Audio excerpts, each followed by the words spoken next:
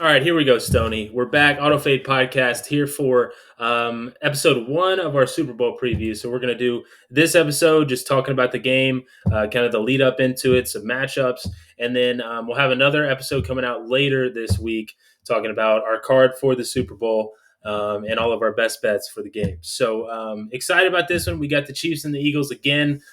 It was a fun championship weekend. We got another, great Super Bowl matchup. We've kind of been spoiled the last few years. It's been a lot of fun. The Chiefs are back. It seems like they're going to be here every February and for the rest of Patrick Mahomes' career. But I'll let you go first, Stoney. So, what are you looking forward to most? What do you have your eye on for this game? What are you most excited for? Yeah, I'm just excited for the game, and I think a lot of people aren't. So I kind of want to bring some It's life to true. this game. Yeah. I think a lot of people in the NFC wanted to see the Lions get it done eventually, or even the Commanders with the Cinderella run they were on. And then in the AFC, I think the entire world wanted Josh Allen and the Bills to get there. Even some of the people that bet on the Chiefs, I still think they kind of, That would yeah, be me. Yeah. Yeah. back of their mind was kind of like I wouldn't hate if I lost this if Josh Allen got in. So it was kind of America's team. But this is going to be an epic Super Bowl. I mean, you've got history on the line. The Chiefs are going for a three-peat. That's going to be fun in its own right. And you've Yeah. got a top two of all time head coach, quarterback, and you're going against the most complete team in Philly, who's got probably the best defense in the league, arguably the best offensive weapon in the league in Saquon, and the best arsenal with the best O line. And so it's just one of those where I think it's going to be an epic game, and I can't wait. Yeah, for sure. It definitely, I did. I was rooting for Josh Allen. Like I had money on the Chiefs, but just like everybody, man, I wanted Josh Allen to get there. He's a special player, and he's a good guy. So I wanted to see that happen. But as far as the game for me, obviously it's going to be really fun. We've seen this matchup before. The last time we saw this matchup in the Super Bowl, one of the best games we've ever seen.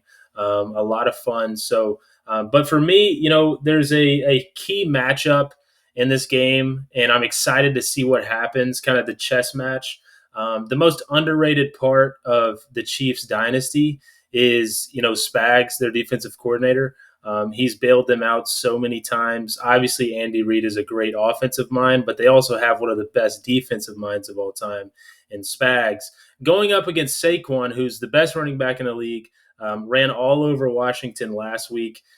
So I'm really excited to see how Spags goes about this because Casey's run defense hasn't been great.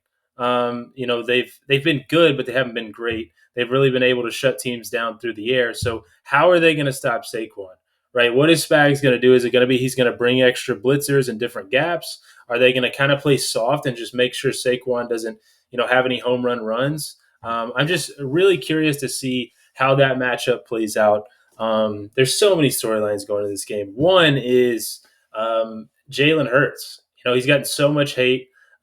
Is he a guy that can win a Super Bowl? But you think about it, he's been to this is his second Super Bowl and he's 26 years old, right? And the last one he just lost to Patrick Mahomes because he's Patrick Mahomes. So, what do you make of the Jalen Hurts situation? If he gets the ball and with 2 minutes left and they're down four, do you have confidence in him to be able to go do it, or kind of where are you at with Jalen Hurts? Yeah, Hertz is it's an interesting case. I think it's one of those. I think he falls into the range of. I think he's a good quarterback. I think we've seen a lot of improvement in the passing game since he's come into the league. I think he's in a great situation, so he looks better than he really is. But you could say that for a lot of guys. I mean, situation is everything in the NFL, and there's only a few that can really overcome a bad situation and still play great. I think Hertz is one of those that he's kind of going to look like his situation is. And right now, the Eagles, they've got the best O line, like I said. Saquon's as good as it gets in the backfield, and he's got three great weapons.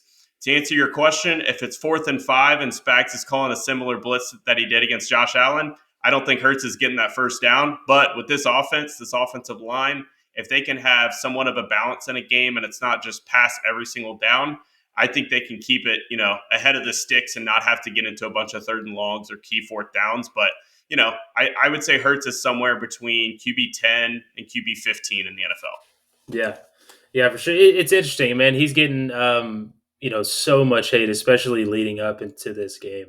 But I'm excited for him. I've been on the fence about him, but I think he's a good quarterback. So I know you have some, kind of aggressive leans on the Chiefs. We both kind of lean Chiefs simply because I've bet on Patrick Mahomes a lot in his career in the playoffs, and it's done me well. So I'm going to keep doing it. But what's your look at for the Chiefs here?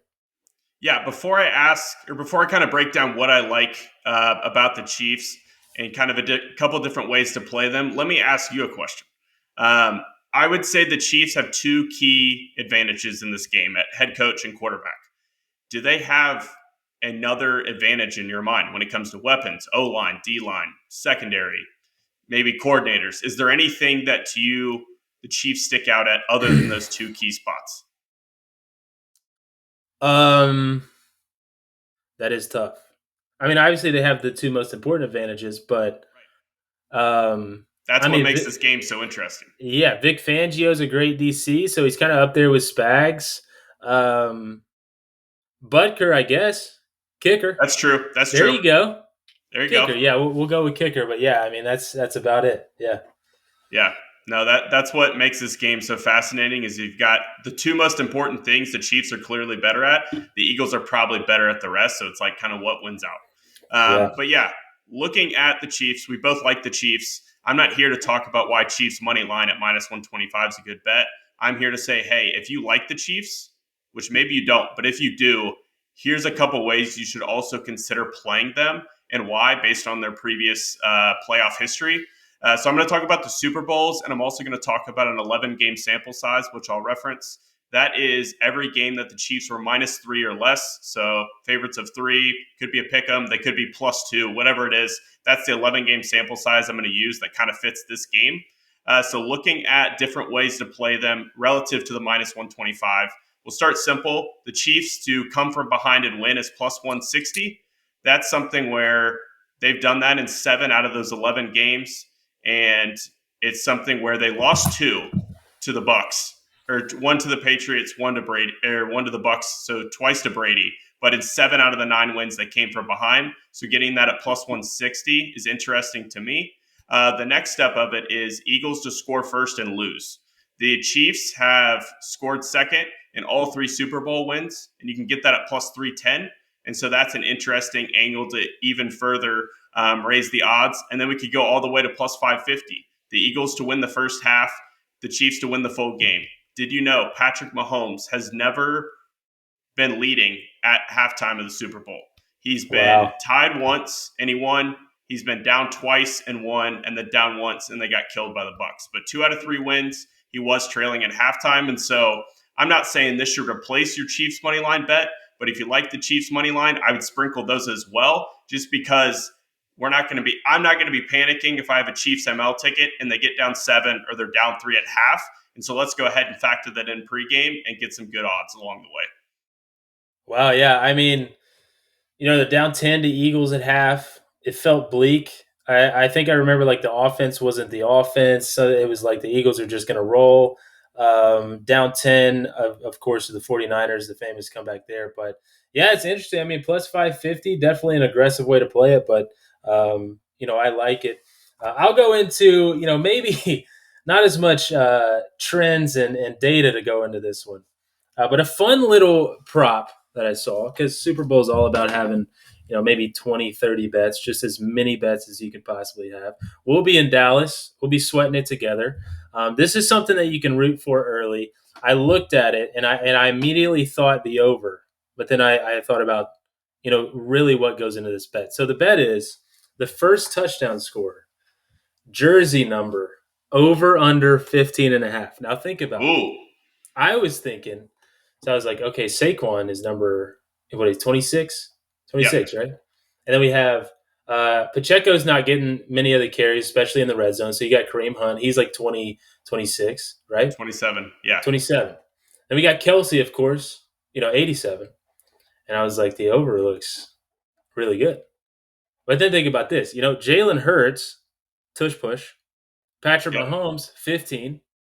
Then yep. you got AJ, 11. And Then you got Smitty, Smitty is at 6. Then you got Hollywood's 5, something like that. yeah. You got D Hop at 8. Then you got Worthy at 1. You gotta take the under. So you're pretty much saying if Saquon or Kelsey really or doesn't score Cream. the, I mean, come on.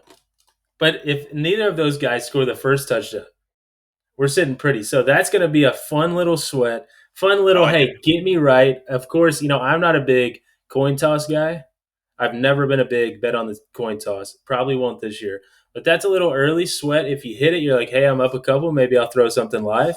Um, that's going to be my first bet of the Super Bowl. I Listen, love that. it's not fancy. There's no data behind it, but that's what I got. So give us maybe a smarter, wiser pick that you got over there. No, I like that. Essentially, if you can avoid like the two big dogs there, you're pretty Exactly. much getting everyone else. So I don't hate it. I don't hate it at all. Might be my best bet I've of the week. I don't know. It might I be. love it. I love Yeah, it. We might hear it again next week. We might hear it maybe. again next week. I've got a couple game leader bets that I think are interesting. So they offer these markets kind of all year long, but they get more attention in the Super Bowl specifically because it's the Super Bowl. I'm going to look at the receptions market, and I'm going to go to Dallas Goddard at 7-1. This is kind of more based on what I think the Chiefs are going to do. So last Super Bowl, Devontae Smith at 100 yards, AJ Brown at 96 yards. I think they trust their corners, but they are probably going to mix in some safety help time to time. They don't want those two guys to really, dictate the whole game. And I think other than those two guys, like you've said, all eyes are going to be on Saquon. I think Spags is going to key in on that. I don't think they're going to be too concerned. This is why I don't really want the yards with Goddard, but more the receptions. If Goddard's that safety blanket all game, I don't think they're going to be too concerned with 5 yards to the flat. Maybe breaks a tackle or two and turns it into a 10, 15-yard game. But I think if Dallas Goddard's the guy that beats the Chiefs, they're going to live with that. And so looking at it, he's really the fourth option in their offense. And so from a receptions, thing specifically, I think they could be in a trailing game script. We both like the Chiefs. He had 7 receptions last week. I think this is something where maybe not garbage time, but they're down 10 in the fourth quarter. They're kind of in hurry up mode. Hurts is looking to get the ball out of his hands. I think he could rack up the receptions, finish with 7, 8 receptions, which might be enough to bring home this market. So at 7-1, that's something that I'm interested in. Do you have any game leaders, or do you want me to go into my second one? I got one I'll throw in there. Okay, let's hear it. So if you remember, and I'm going to have to remember correctly now, I'm not sure if it was last year against the 49ers or the year before against the Eagles. Do you remember a wide receiver that came out of nowhere for the Chiefs? I think Juju had 7 for 50 last Super Bowl. There we So I go. don't. Juju. And Okay, then the last game, Juju was no one had heard from Juju in months. I completely forgot that Juju was still playing football. And then last week, he had 2 catches for 60 yards, 2 bombs. I think one of them was like a skinny post. Then he caught one, made a play. he So left the Buffalo corner in the dust by about 15 yards. It might have been the dusted him. worst. It might have been the worst individual rep at corner I've ever seen. Dusted him. So if you think about Andy Reid, he's always going to be creative. He's always going to get guys involved. So you have Hollywood, you have Kelsey, you have Worthy. Obviously, you have guys out of the backfield.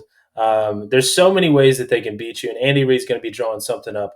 When I saw Juju getting some work last week, he had those 2 big catches, and that was only with 2 catches to get 60 yards. He was the second leading receiver for the Chiefs. There's a world where he gets 4 catches, 5 catches in the Super Bowl here and leads the game in receiving. So that's at plus 3,500 odds.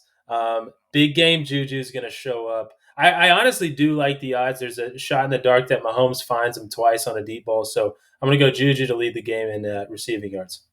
I like that. I like that. I think this is a game where if both teams, it could be, a little sloppy in the mud. Both teams run the ball a bunch. It could take a big catch or two. So I like that market. I've got one more. It's Travis Kelsey. I know he didn't deliver last week. I got to go back to him in the Super Bowl. He's the greatest playoff performer of all time. I I think his receiving is only at like plus 290. I'm going to take it a step further and say, hey, if Spags is able to limit Saquon, you're getting a big jump up in price right now in rushing and receiving because Saquon's like minus 300. And so I'm going to say, hey, let's say Saquon only has like 80 yards and Kels gets 100. That is, let's see, it's plus 850 for most rushing and Wow. receiving yards, Travis Kelsey. So it's a little fade on Saquon saying, hey, the Chiefs do contain him. Saquon only gets 70, 80 yards. Let's get Kels up to 100. So yeah, I'll take him at plus 850 for the playoff GOAT to be the playoff GOAT. Yeah, it just takes Kelsey doing what he always does. See, I like that look. So we'll go into a little bit of MVP talk here. I've seen a lot of MVP tickets. There's a guy on Twitter that right when the playoffs started, he took like Panay Sewell like plus 1 million, like just random Super Bowl MVP tickets. It's always fun. So I'll just throw this in here. I can't get too deep into it, but I love Xavier Worthy, everything in this game. I think it's the perfect matchup. I think Andy Reid's going to use him on drags across because really the weakest part of the Eagles defense is their linebacker core. So when you get them sitting in a zone and Worthy with his speed, if they catch him at the right time, he'll put the boosters on, he'll be gone. So I also think he's going to be used in a bunch of different ways out of the backfield. I think he's going to get a couple rushes. There's a reason I'm all over his fantasy points where they have it at 13.5. That's another little fun prop you can have just based on how many touches he's going to get. I think there's a good chance he finds the end zone. So his MVP ticket is plus 2,800. I think it was at 3,000 on some books, depending on what you're looking at. I'll get into it more on the next episode when we give our best bets in our card. But I love Worthy, for MVP, at least a look at it. Yeah, I like that because he could get a jet sweep, and it's like that's a way he scores and Mahomes doesn't, and that's kind of Right. who you're fighting against on the Chiefs. So I like that a lot. Mine's a similar angle. I think there's four guys in this game that could touch the ball 15 plus times. I think it's Jalen Hurts, Patrick Mahomes. They're going to have 30 plus pass attempts. Saquon Barkley's going to get the ball 20 to 25 times. They're all less than 4-1. The fourth guy, he's 60-1. His name is Kareem Hunt. He out carried Pacheco in the AFC Championship game 17-5. I think when it came down to it, they've tried to use Pacheco to start these games, get him a drive or two, but he hasn't really come back and looked the same from the injury. Kareem's the guy they trust right now, and I think in the Super Bowl, they're not going to mess around with that. It's going to be, his job from the get-go. I think he could get 15, 18 carries in this game, couple receptions. There's a world where they get down to the two and Kareem has 2-3 touchdowns in this game. Maybe Mahomes only has a touchdown, only throws for like 200 yards. Kareem has like 60 and 2 touchdowns. At 60-1, I think it's worth a flyer. There's a game script where the Chiefs are a little more run heavy. Kareem gets the goal line, looks and cashes in. So at 60-1, I think it's too long of a price considering his floor and the amount of touches he's going to get. Yeah, that's actually super surprising that Yeah. that's what that number's at because Pacheco hasn't looked the same. He just really hasn't looked good since he came back from injury. Kareem's looked really good, especially Yeah. last week, running strong. Andy's, of course, like we've said, is going to use him. But yeah, so anything else you have on this game? Any last thoughts as far as long shots, fun plays? Of course, on Twitter, follow us on Twitter. We'll have I'm sure a bunch of live bets day of. We'll add some crazy stuff. But anything else you got on this game? I've been all pro Chiefs. I will say another long shot MVP ticket I like. I mentioned Dallas Goedert. He's 120-1. Good AJ lord. Brown and Devontae Smith are way lower in price. I think Goddard could have the best game out of the three. So just looking at it from that perspective, if it's like, hey, you know, I think AJ's like 25-1 or something like that. So Yeah. Goddard's like 5 times the price. I think Goddard could outperform AJ. So just given the odds, I think he's worth a small flyer if you like the Eagles, or even as a way like, hey, maybe I'm wrong about the Chiefs. Give me one Eagles long shot. I think Goddard 121 is a decent look. Yeah. It's always fun with Super Bowl looking at the long shots because Yeah, you're like, with every other game, you're just like, all right, what's the receiving prop? What's the rush prop? This game, you're like, what if they just had like 250 yards receiving? Like Super you got Bowl's 2 weeks so fun. to dive into one game. Yeah, You look at it's everything. way too long to look at one game, but we're excited. We'll be back. Obviously, we kind of gave it away. We're a little pro Chiefs, but that's kind of what you have to do. If you bet on Mahomes every game in the playoffs, you're going to make a profit. So we'll be back later this week. We'll dive in depth as far as our best bets. We'll give our full card, and then, like we said, we'll be in Dallas sweating the game together. So we might, have some more ads on Twitter. So stay up to date there. But that's it for this episode. We'll be back later this week.